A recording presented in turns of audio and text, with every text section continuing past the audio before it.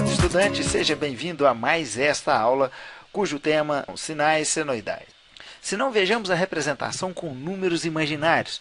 Este importante conceito que, claro, se você não relembrá-lo, por favor, faça uma revisão em um bom livro do ensino médio. Na expressão trigonométrica, nós temos V em função de t, ou seja, é uma tensão cujo valor é variável de acordo com o tempo. Então, para um dado instante de tempo, ele tem sim um determinado valor, mas este valor pode variar de acordo com a expressão. Note o símbolo matemático de igualdade, quer dizer, V de t tem equivalência a Vp seno de ômega t mais θ zero.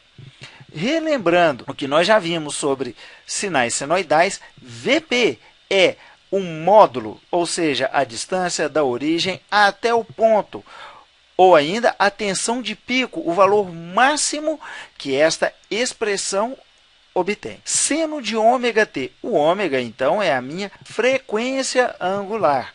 Lembrando que 2π vezes f é a minha frequência. Ótimo, então eu tenho a informação de amplitude, a minha informação de frequência e a minha informação de fase. São as três características principais de um sinal senoidal: amplitude, frequência e fase.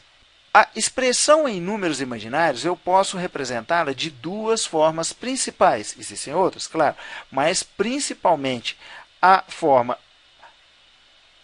trigonométrica, onde nós temos Vp, que é o valor máximo que eu posso obter, vezes o cosseno de θ zero. Esta formará a minha linha real, ou seja, são os valores reais que compõem o meu número imaginário. E JVP seno θ, quer dizer, é a componente imaginária deste meu número imaginário. Então, um numeral, um número puramente imaginário, não irá possuir a parte real. Um número imaginário puramente real não possuirá a parte imaginária, ou melhor, o j será multiplicado por zero. Aqui nós temos o módulo e a fase. Simplesmente, o módulo, a tensão de pico, Vp, que é um valor fixo, e a fase. Esta representação de V pode ser vista como neste desenho aqui, onde eu tenho um eixo, que é o eixo dos reais, e um eixo ortogonal a ele, que é o eixo dos imaginários. Eu tenho Vp cosseno de θ zero, ou seja, eu vou ter a projeção no eixo dos reais, porque é o cosseno. Então, eu vou ter aqui este valor, que vai multiplicar Vp e vai me dar um valor aqui. Agora, eu já tenho a projeção nos imaginários. A projeção nos imaginários, que é Vp seno de θ zero. Ou seja, eu terei um valor aqui. Logo, o cruzamento dos dois me fornecerá V. Eu tenho, então, a minha representação fasorial, a minha representação imaginária daquela minha expressão trigonométrica, daquela mesma função. Sejam estes exemplos a representação das tensões V1 e V2 de t na forma de números imaginários. Sendo, então, V1 de t igual a 10 seno de 100πt, 10 vai ser o valor de pico, ou seja, o módulo desta minha expressão, dessa minha tensão, é 10 volts. A fase é 0 graus. Já a representação em número imaginário pode ser 10 com 0 graus, como visto aqui. Para este, simplesmente, 15 é o valor de pico e menos 30 graus a fase. De sorte que eu tenho V2 como sendo 15 menos 30 graus. A forma de onda é uma representação visual do sinal, tal como ele é e como aparece em um osciloscópio durante a análise de um circuito. Nós podemos representar o domínio temporal ou o angular.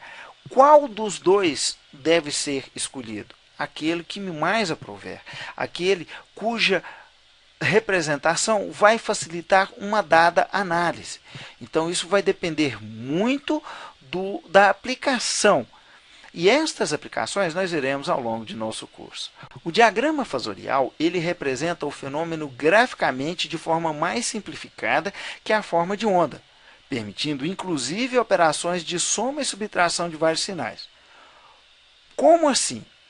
O diagrama fasorial, então, ele representa que fenômeno? Fenômeno físico, graficamente. De uma forma mais simplificada, uma vez que ele não possui a informação de frequência, apenas a informação da amplitude e do ângulo de fase. A expressão trigonométrica, matematicamente, é a função com todos os detalhes, como foi comentado anteriormente. Ela possui a amplitude, a frequência angular e a fase inicial, além de permitir os cálculos de valores instantâneos, ou seja, para um dado instante de tempo. O número imaginário, matematicamente, ouçam bem, é a função de forma mais simplificada que a expressão trigonométrica. Informa apenas a amplitude e a fase inicial, facilitando muito as operações de soma, subtração e multiplicação e divisão de vários sinais. As operações com diagrama fasorial e números imaginários são necessárias para diversas operações matemáticas entre tensões e correntes e potências. Essas operações com diagrama fasorial são de extrema importância para você, meu caro aluno. Sugiro que relembre estas operações que foram vistas com propriedade no seu ensino médio. A adição e subtração. Os conceitos apresentados anteriormente também se aplicam quando os números imaginários representam tensões, correntes e potência. Aquilo que você viu no ensino médio agora vai ser utilizado normalmente. Com o diagrama fasorial, tais operações podem ser realizadas por um processo gráfico denominado método do paralelogramo. Está lembrado? Vejamos antes algumas propriedades interessantes. Propriedade da representação por diagrama. No diagrama fasorial, dado um fasor, o seu negativo corresponde ao deslocamento do fasor em 180 graus. Se não, vejamos este exemplo no nosso caderninho. Seja então este número, olhem bem. Aqui eu tenho o eixo dos números reais, aqui o eixo representativo, o número do diagrama fasorial, dado um fasor. O seu negativo corresponde ao deslocamento do fasor em 180 graus. Então, vamos olhar aqui. Seja este número aqui, ó, onde aqui vale A e aqui a parte imaginária B. Menos A estará aqui. E menos B aqui. De sorte que esta representação nos dá um número imaginário negativo, de sorte que nós temos um deslocamento de 180 graus. Nos números complexos, corresponde à forma polar somar ou subtrair 180 graus na fase. Já na forma cartesiana, trocar os sinais das partes real e imaginária, como feito aqui. Faça esses exercícios propostos para que você fixe o que nós aprendemos até o momento. Multiplicação e divisão. Como visto antes, basta utilizar a forma polar, como mostrado aqui. Olha só, o número Z1 vezes Z2, você multiplicará os módulos e somará as fases. Já a divisão, você dividirá os módulos e subtrairão as fases. Alguma dúvida? Caso tenha, procure-me nos meus momentos através do meu e-mail carloslemos@iftm.edu.br.